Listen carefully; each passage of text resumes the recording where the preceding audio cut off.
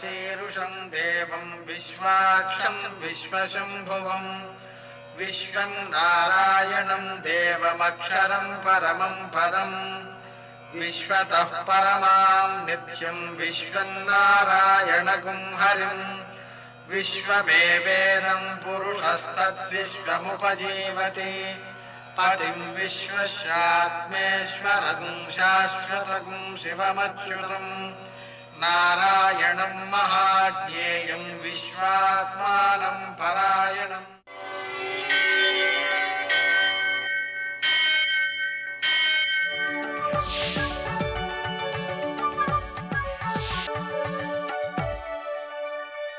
सूर्यशौर्यमथेन्दुरिन्द्रपदवी सन्मङ्गलं मङ्गलम्। श्रीरामचन्द्रश्रितपारिजातः समस्तकल्याणगुणाभिरामः सीतामुखाम्भोरुहचञ्चरीको निरन्तरं मङ्गलमतनोतु। आपदामपहर्तारं दातारं सर्वसम्पदां लोकाभिरामं శ్రీరామం మోక్షదంతం నమామ్యహం। నేటి కాలమాన విశేషాలను గమనిద్దాం. స్వస్తి శ్రీ చాంద్రమాన జయనామ సంవత్సరం దక్షిణాయనం శరదృతువు కార్తీక మాసం కృష్ణపక్షం బుధవారం. సూర్యోదయం 6:27 సూర్యాస్తమయం 5:36. తిథి ద్వాదశి సాయంకాలం 6:02 వరకు. నక్షత్రం హస్త ఉదయం 10:57 వరకు. వర్జం రాత్రి 7:24 నుంచి 9:05 వరకు. దుర్ముహూర్తం ఉదయం 11:39 నుంచి 12:24 వరకు. అమృతకాలం తెల్లవారుజామున 5:32 ప్రారంభం. రాహుకాలం బుధవారం కాబట్టి మధ్యాహ్నం 12 నుంచి 1:30 వరకు. నేటి అష్టకౌర్గరీత్యా శుభప్రదమైనటువంటి సమయం ఉదయం 8 గంటలకి. ఆ సమయంలో చేసే దానాలు, ముఖ్యమైన కాగితాలపై సంతకాలు ఉత్తమ ఫలితాలను లాభప్రదంగా ఇస్తాయి. ఈరోజు విశేషాలు ద్వాదశి కాబట్టి ద్వాదశి ప్రయుక్తంగా పారణ చేయాలి. అదేవిధంగా అన్నదానం చేయడం చాలా మంచిది.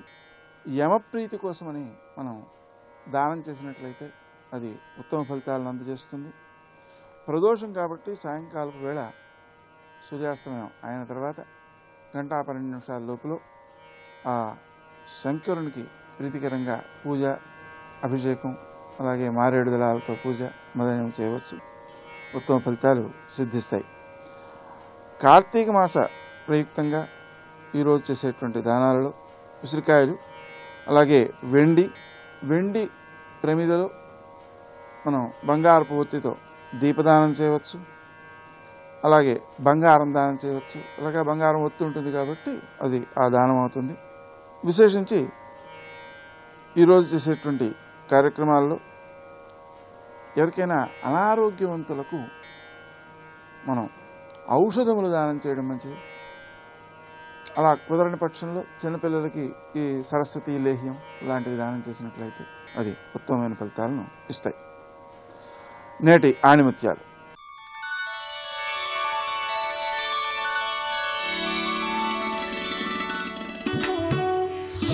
శ్రమపడడానికి సిద్ధపడడమే సమస్యకు పరిష్కారం.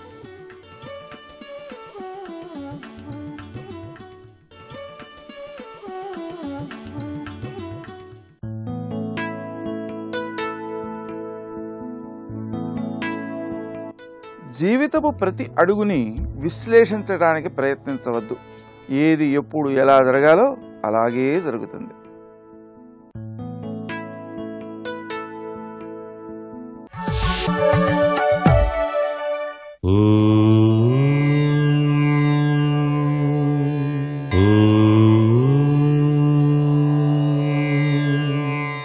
నమశివాయ సాంబాయ శాంతాయ పరమాత్మనే హరహర మహాదేవ శంభో శంకర.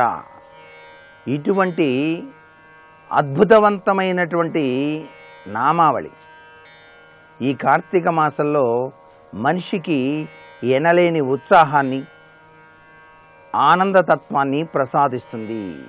అసలు నామ సంకీర్తనల్లో దాగినటువంటి పరమార్థ లక్షణాన్ని ప్రతి ఒక్కరూ కూడా అర్థం చేసుకోవాలి. ఈ కార్తీక మాసంలో ఆ నామం దైవనామమై ఉండాలి. ఆ నామ సంకీర్తన వింటూ మనసంతా కూడాను ఆహ్లాదభరితంగా అలా అలా అలా ఆ స్వామివారి చెంతకు చేరినట్టుగా భావించబడితే అన్నిటికీ మూలం మనసే కదండి. ఎవరైతే కార్తీక మాసంలో మనసును నియంత్రించి చక్కగా దైవం వైపు మనసు లగ్నం చేసి స్నాన, ఉపవాస, దాన, జపాదులతో పాటు దీపారాధనలు చేస్తారో వారి యొక్క మానవ జన్మ సార్థకత పొంది తీరుతుంది అని చెప్పేసి శాస్త్రం. ఈ రోజున తప్పనిసరిగా అన్నార్తులకు అన్నం పెట్టడం, ఆకలి వేసేటువంటి వాళ్ళని పిలిచి బాబు అన్నం తినండి అని చెప్పేసి మనస్ఫూర్తిగా అతిథి దేవో భవ అన్నారు. అతిథుల్ని సత్కరించడం చాలా విశేషవంతమైనటువంటి ప్రక్రియ. అలాగే బ్రాహ్మణోత్తములకు స్వయం పాకం అనేటువంటిది ఇవ్వాలి. ఉల్లి, ఉసిరి, గుమ్మడి ఈ రోజున నిషిద్ధాలుగా చెప్పడం జరిగింది. ఈ రోజున దానాలు చేయాలి అని చెప్పేసి సంకల్పించేటువంటి వాళ్ళు వెండి, బంగారం, ధనం, ఉసిరికాయలు ఇవన్నీ కూడా దానంగా ఇచ్చుకుంటే విశిష్టవంతమైనటువంటి ప్రభావంతో జీవితాన్ని గడపడానికి ఆస్కారం అధికంగా ఉంటుంది. మరొక జన్మలో ఉన్నతమైనటువంటి స్థితిలో బతకడానికి ఈ దానాలు అనేటువంటివి సహకరిస్తాయి.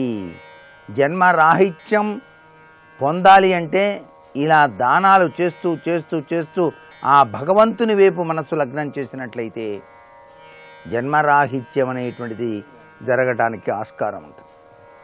ఇంత గొప్ప విశేషం ఈ యొక్క విశిష్టవంతమైనటువంటి కార్తీక మాసంలో ఉన్నది కాబట్టి త్రికరణ శుద్ధి కలిగి మనస్సును ఎప్పుడూ కూడా ఆ దైవం వైపు లగ్నం చేసి కార్తీక మాసంలో ఆచరించవలసిన సూత్రాలన్నింటినీ కూడా ఏ వ్యక్తి అయితే ఆచరిస్తాడో ఆ వ్యక్తి అదృష్టవంతుడై తీరుతాడు. అదృష్టం అంటే సకల సంపదలు కూడా ఉంటాయి. సకల సంపదలు అంటే అన్నీ వస్తాయి. ఆరోగ్యం, భోగం, భాగ్యం, ఆయుష్ ఏదనుకుంటే అది అవన్నీ కూడా వస్తాయి కదా. మరి సర్వే జనా సుఖినో భవంతు.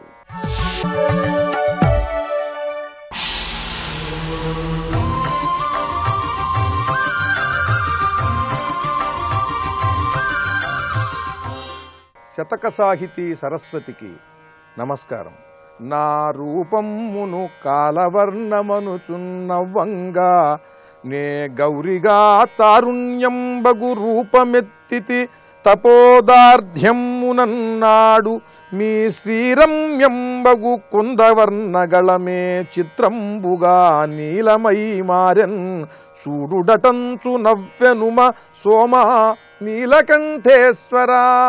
ఓ నీలకంఠేశ్వర స్వామి, నా రూపమును కాలవర్ణమనుచున్నవ్వంగా.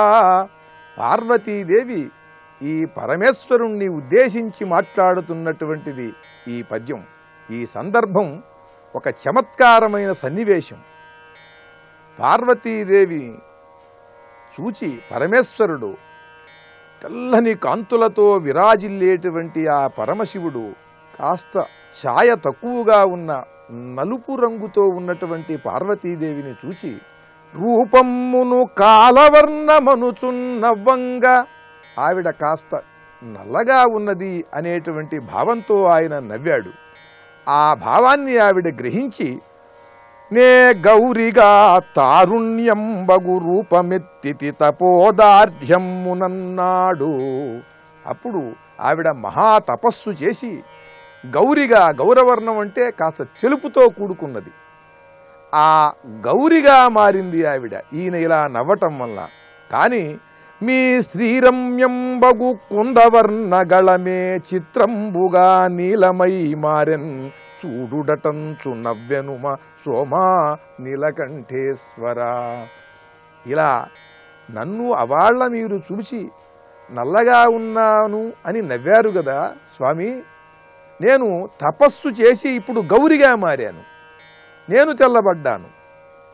మీరు మాత్రం నన్ను అవాళ నల్లగా ఉన్నానని అన్నందుకు గాను మీ కుందవర్ణ గళమే శ్రీరమ్యంబగు కుందవర్ణగళమే, తెల్లగా మల్లె పువ్వులా విరాజిల్లేటువంటి మీ కంఠం చిత్రంబుగా నీలమై మారెన్.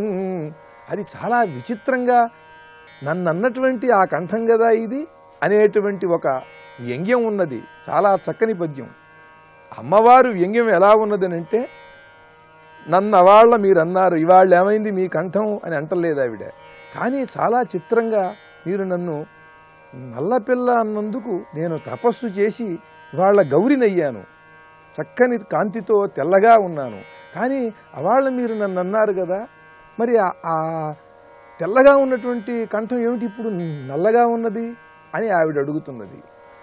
శ్రీరమ్యంబగు కుందవర్ణగళమే చిత్రంబుగా నీలమై మారెన్ చూడుడటంచు. ఇంక చూసుకోలేదా మీరు అనేటువంటి వ్యంగ్యం ఉన్నది దాంట్లో, చూసుకోండి అనేది చెబుతున్నది. నీలమై మారెన్ చూడుడటంచు నవ్వెనుమా సోమా నీలకంఠేశ్వరా అని చమత్కారంగా పార్వతీ పరమేశ్వరుల మధ్యన జరిగిన ఒక సంభాషణని ఊహించి ఆయన ఈవిడిని నల్లపిల్ల అనందుకు గాను ఆవిడ తపస్సు చేసి గౌరి అయి తెల్లని కాంతులతో విరాజిల్లిందని, అలా అన్నందుకు పరమేశ్వరుడి వంటి వానికి కూడా కంఠం నల్లబడిందని, కనుక ఇతరులను నిందించేటప్పుడు అది ధర్మసమ్మతమా కాదా అనేది తెలుసుకోకపోతే మనకు కూడా ఇటువంటి మచ్చలు వస్తాయి అనేది చాలా పరమసూక్ష్మంగా ధ్వనింపజేస్తూ ఆది దంపతుల సరసాన్ని చమత్కారంగా తెలియజేస్తూ భక్తితో ఆ పరమేశ్వరుణ్ణి పార్వతీదేవిని ప్రస్తుతిస్తూ అద్భుతమైన పద్యరచనతో గొప్ప శతకాన్ని మనకు అందించిన మహాపౌరాణికులు పండిత కవి శ్రీ సామవేదం షణ్ముఖ శర్మ గారి నీలకంఠేశ్వర శతకంలోని మరి ఒక పద్యం గురించి రేపు ఉదయం తెలుసుకుందాం. ఓం నమః శివాయ.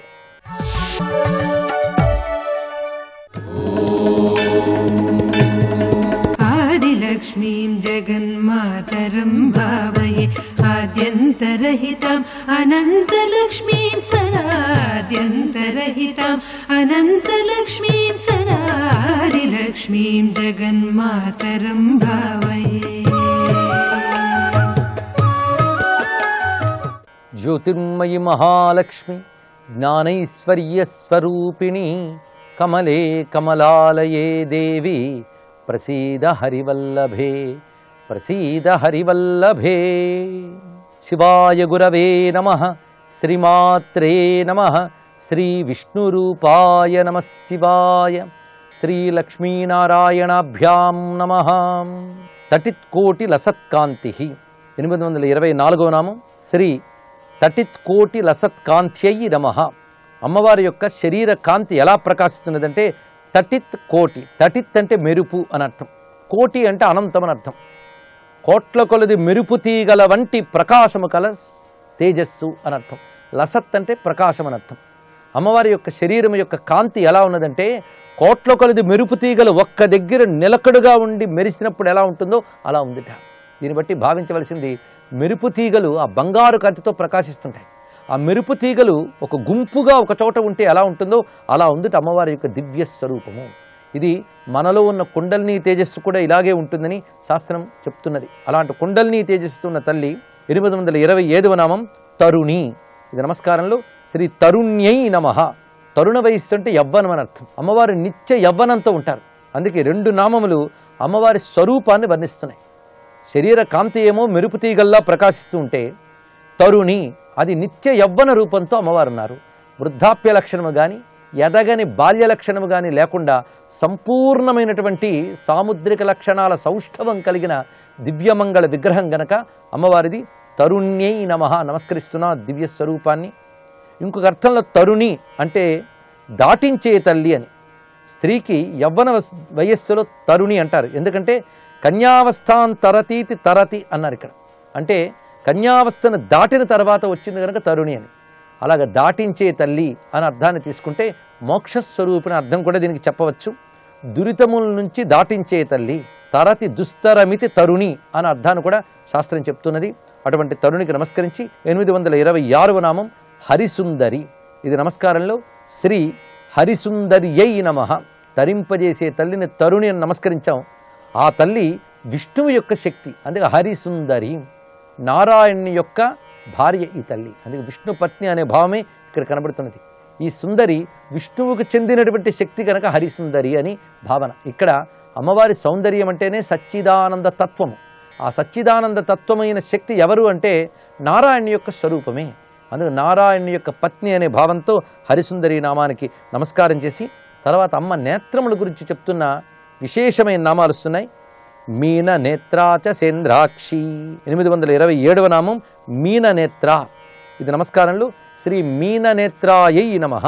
ఇందులో మీనాక్షీదేవి అని అమ్మవారి రూపాన్ని చూపిస్తున్నారు. ఇక్కడ అమ్మ కన్నులు చేపల వలె సోగ అయిన సొగసుతో ఉన్నాయి కనుక సోగ కనుల తల్లి మీనాక్షి అని చెప్పబడుతుంది. ఇది కేవలం కంటి యొక్క సౌందర్యాన్ని చూసి చెప్పిన నామం మాత్రమే కాదు, రెప్పలు లేకుండా ఉండే నేత్రములు చేపలకు ఉంటాయట. అలాగే అమ్మవారు తన రెప్ప వాల్చకుండా ప్రపంచాన్ని గమనించుకుంటున్నారు కనుక మీననేత్ర అని చెప్పబడుతున్నది. అలాగే రెప్పవాల్చకుండా కనిపెట్టి జగత్తుని పోషిస్తోంది కనుక మీనాక్షి అనే నామం ఇంత దివ్యంగా చెప్పబడుతున్నది. ఇక 828వ నామం ఇంద్రాక్షి. ఇది నమస్కారంలో శ్రీ ఇంద్రాక్షయి నమః. ఇది ఒక మహామంత్రం. ఇది శ్రీ ఇంద్రాక్షయి నమః అనే మంత్రజపం చేస్తే చాలా ఆరోగ్యం బాగుంటుందని చెప్తారు. ఇక్కడ ఎలాంటి మొండి వ్యాధులనైనా తొలగించగలిగే శక్తి ఇంద్రాక్షి మంత్రములకు ఉన్నాయి. మంత్రశాస్త్రంలో ఇంద్రాక్షి మంత్ర రాశి ఒకటి ఉన్నది. కొన్ని మంత్రములు గుంపు ఉంది ఇంద్రాక్షి నామానికి. అలాంటి మంత్రరాశి యొక్క శక్తి ఈ నామంలో మనకు కనబడుతున్నది. ఇంద్రాక్షి అనే మాటలో ఇంద్ర శబ్దానికి ఐశ్వర్యము, కాంతి అనే 2 రకాల అర్థములు ఉన్నాయి.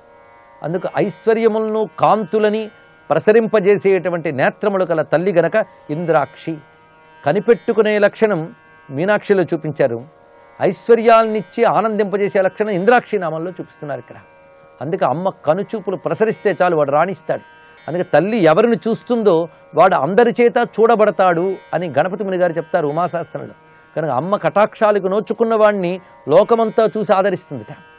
అలాంటి ఉన్నత స్థితి ఇస్తుంది. ఆ ఉన్నత స్థితే ఇంద్రత్వం. అందుకే ఐశ్వర్యానికి, అధికారానికి, సంపదకి, తేజస్సుకి సంబంధించిన పదమే ఇంద్ర.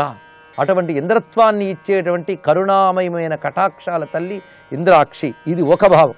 ఇంకొక అర్థంలో ఇంద్రాక్షి అనేటువంటి శబ్దము ద్వారా పరిశీలిస్తే ఉపనిషత్ పరంగా కుడికంటిలో ఉన్న భగవత్ చైతన్యాన్ని అక్షి పురుషుడు అంటారు. ఈయనకి మరొక పేరు ఇంద్రుడు. ఇది తెలుసుకోవలసింది. అందుకే సూర్యమండలంలో ఉన్న తేజస్సే నా కుడికంటిలో ఉంది, దానికి మూలంగా నా హృదయంలో కూడా ఉన్నది అదే అని భావించిన ఒక ఉపాసన ప్రక్రియ ఉంది. అలాగే ప్రతివారి కుడికంటిలో పరమాత్మ ఒక తేజో రూపంగా ఉంటాడట. ఆ తేజస్సు రూపమే ఇంద్రుడు. ఆ ఇంద్రుడు అక్షి పురుషుడు అని చెప్తున్నాడు కనుక ప్రతివారి కుడికంటిలో ఇంద్రరూపమైన అక్షి తేజస్సుగా ఉన్న తల్లి ఇంద్రాక్షి. ఆ తల్లికి ఇంద్రాక్షయి నమః నమస్కారం చేస్తున్నాం. అయితే ఈ నామస్మరణ వల్ల దృష్టి దోషాలు కూడా పోయి కనుచూపు బాగుండే అవకాశం కూడా ఉన్నది. ఎందుకంటే కంటి చూపుకి సంబంధించినటువంటి అక్షి పురుషుని యొక్క నామం కూడా ఇందులో దాగి ఉంది కనుక ఇది దీని యొక్క మరొక వైశిష్ట్యం. తర్వాత నామము విశాలాక్షి. 829వ నామం శ్రీ విశాలాక్షయి నమః. అమ్మవారి శక్తిపీఠాల్లో కాశీపురంలో వెలిసి అనుగ్రహిస్తున్నటువంటి అన్నపూర్ణాదేవి విశాలాక్షిగా చెప్పబడుతున్నది. అన్నపూర్ణే విశాలాక్షి అఖిల భువన సాక్షి కటాక్షి అని కీర్తిస్తారు ముత్తుస్వామి దీక్షితులు. అటువంటి విశాలాక్షీదేవి విశాలమైన నేత్రములు కలతల్లి. ఇది స్పష్టంగా తెలుస్తున్న అర్థమే. కానీ ఇప్పుడు 3 నామాలకున్న అనుబంధం చూస్తే సర్వ జగత్తుని కనిపెట్టి పోషించేటువంటి మాతృత్వ లక్షణం అమ్మవారిది. అది మీనాక్షి నామంలో తెలుస్తుంది. ఎలాంటి ఉన్నత స్థితినైనా, ఐశ్వర్యాన్నైనా, కాంతిని, ఆనందాన్ని ప్రసాదించే శక్తి కనుక ఇంద్రాక్షి అనే నామం. పైగా అమ్మ చూపు ఎంతైనా పరచుకుని విస్తరించి అనుగ్రహిస్తుంది కనుక విశాలాక్షి. ఎవరినైనా అనుగ్రహించగలిగే విశాలమైన దృష్టి అమ్మవారిది. సంకుచిత దృష్టి, విశాల దృష్టి అనే 2 మాటలు ఉన్నాయి లోకంలో.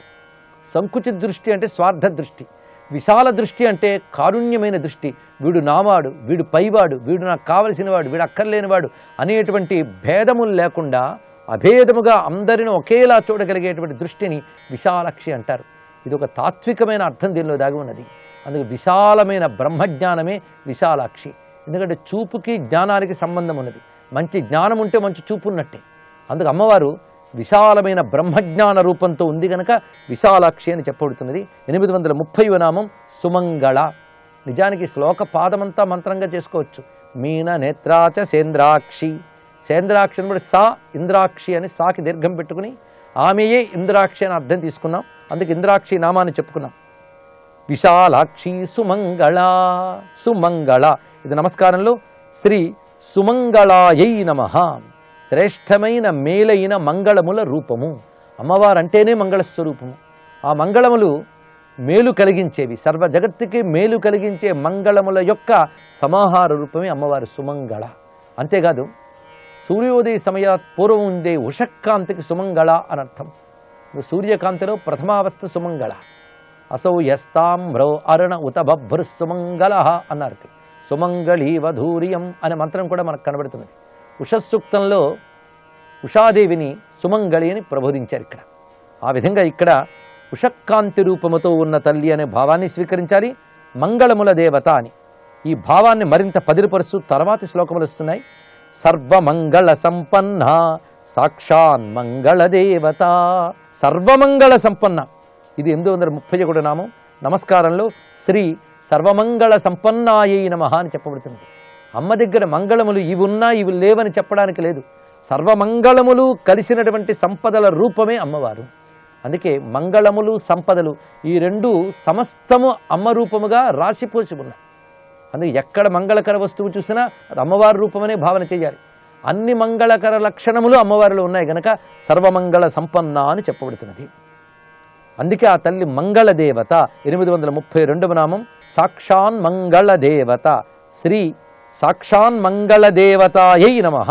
సాక్షాత్ అంటే నేరుగా అని అర్థం. ఇక్కడ అమ్మవారు సర్వమంగళ సంపన్నురాలై భక్తులు ఎదుట సాక్షాత్కరిస్తున్నది అని అర్థం. ఇక్కడ అంటే వారిని అనుగ్రహిస్తున్నది.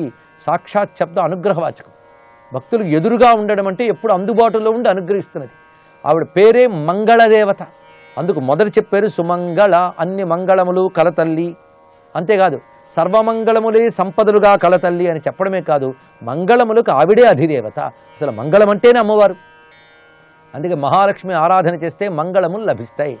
ఆ కారణం చేతనే శంకర భగవత్పాదుల వారు కనకధార స్తోత్రంలో మొదటి శ్లోకంలోనే అంగం హరే పులకభూషణమాశ్రయంతి భృంగాంగనేవ ముకులాభరణం తమాలం అంగీకృతాకిల విభూతిరపాంగలీలా మాంగళ్యదాస్తు మమ మంగళదేవతాయా అన్నారు. ఆ మంగళదేవత అనే మాట ఇక్కడ సాక్షాన్ మంగళదేవత అని ఉన్నది. ఇదే ప్రథమ శ్లోకంలో ఉన్న గొప్ప మంత్రం అది. ఆ మంత్రం చేతనే అమ్మవారు అక్కడ సాక్షాత్కరించి కనకవృష్టిని కురిపించారు. ఈ విధంగా ఈ సుమంగళ, సర్వమంగళ సంపన్న, సాక్షాన్ మంగళ దేవత కూడా మంగళకరమైన మంత్ర విశేషములు. ఆ మంగళత్వాన్ని ఇవ్వగలిగే కారుణ్యాన్ని చెప్పేది మీన నేత్రాచ సేంద్రాక్షి విశాలాక్షి సుమంగళ. కనుకని ఈ రెండు శ్లోకపాదములు కలిపి ఒక మహామంత్రంగా జపం చేయవచ్చు. ఇక తర్వాతి నామములు దేహహృద్దీపికా దీప్తి జింహ పాప ప్రణాశిని. దేహహృద్దీపిక ఇది నమస్కారంలో శ్రీ దేహహృద్దీపికాయై నమః. దేహములను హృదయములను ప్రకాశింపజేసేది అని అర్థం. ఇక్కడ మన దేహం చైతన్యంతో ఉంది, అదేవిధంగా హృదయము చైతన్యంతో ఉన్నది. ఎందుకంటే ప్రాణశక్తి హృదయము ద్వారా నాడుల గుండా శరీరంలో ప్రసరిస్తోంది. అందుకు ఆ చైతన్యం రావడానికి రెండు ఆధారాలు ఇక్కడ, దేహము హృదయము. ఈ దేహానికి హృదయానికి కూడా చైతన్యం ఇచ్చేటువంటి పరమాత్మగా అమ్మవారు హృదయంలో ఉన్నారు కనుక దేహ హృద్దీపిక అని చెప్పబడుతున్నది. అటువంటి తల్లికి నమస్కరిస్తూ సర్వం శ్రీ లక్ష్మీ చరణారవిందార్పణమస్తు.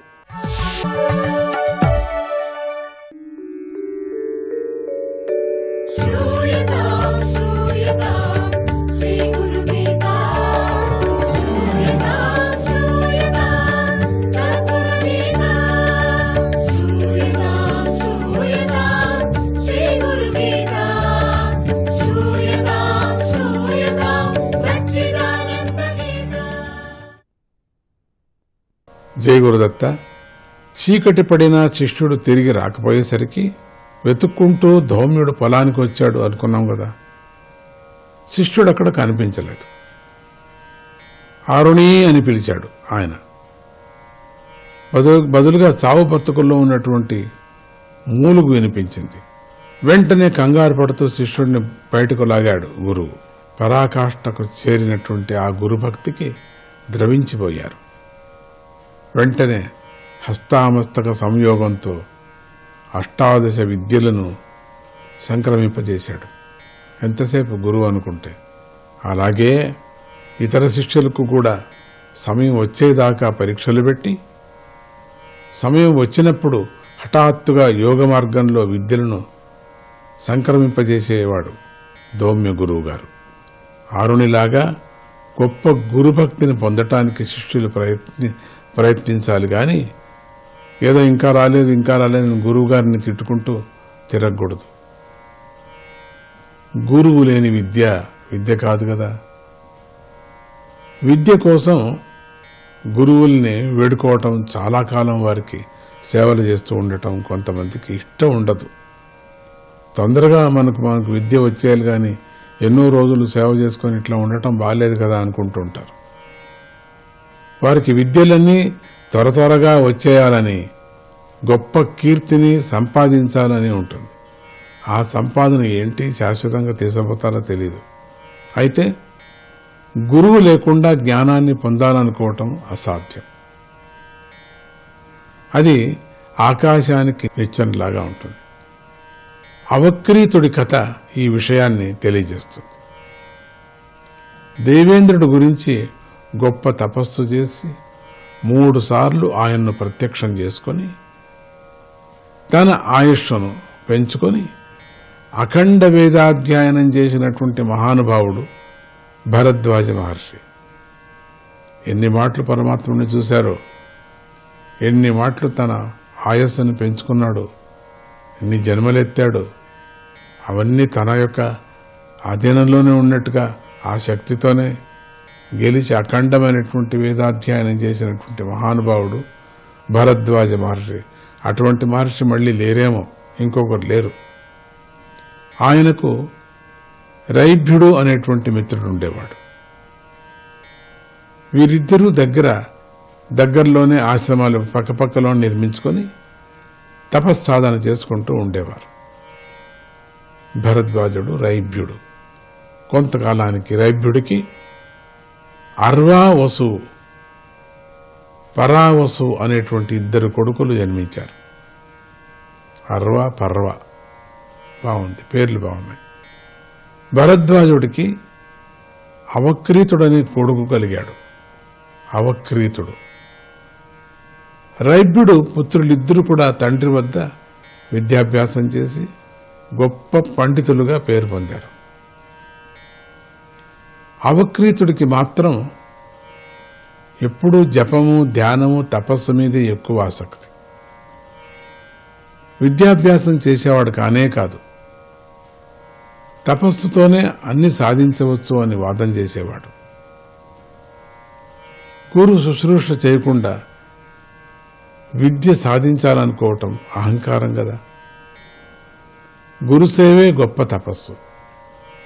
దాని ద్వారా సంపాదించిన విద్యే మనిషిని రక్షిస్తుంది అని భరద్వాజుడు కుమారుడికి ఎన్నో రకాల చెప్పి చూశాడు.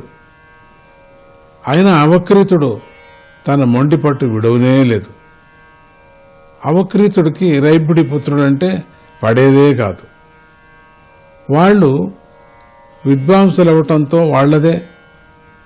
వాళ్ళంటే అసూయగా ఉండేది కూడా వాడికి. తాను వాళ్లకన్నా గొప్పవాడు కావాలనే హఠంతో తన తండ్రిలాగా ఇంద్రుణ్ణి గూర్చి తీవ్రమైనటువంటి తపస్సు చేశాడు. ఇంద్రుడు ప్రత్యక్షమై, నాయనా ఎందుకు ఇంత ఘోరమైన తపస్సు చేస్తున్నావు అని అడిగాడు. దేవా, నువ్వు కరుణామూర్తివి. పవిత్రమైన నీ పాదాలు పట్టిన నేను సామాన్య మానవుల పాదాలు పట్టలేను. గురువుల దగ్గర చదవకుండానే తక్షణమే నాకు వేదశాస్త్రాది సమస్త విద్యలు సాక్షాత్కరించాలి. గురుసేవ నేను చేయలేను. గురువులు చాలా చెడ్డగా పరీక్ష చేస్తూ ఉంటారు. అది అసలే చేయరు ఉపదేశం కూడా. అందుకే ఇట్లా వచ్చాను, అందుకే ఈ తపస్సు చేస్తున్నాను అన్నాడు. నన్ను అనుగ్రహించండి అని అవక్రీతుడు ఇంద్రుణ్ణి వేడుకున్నాడు. అది విని ఇంద్రుడు, నాయనా నీ బుద్ధి వక్రించింది, వెంటనే వెళ్ళి నీ తండ్రికి శుశ్రూష చేసి వేద విద్యలన్నీ నేర్చుకో. జయ గురుదత్త నేర్చుకున్నాడా? చూస్తాం ముందుకి.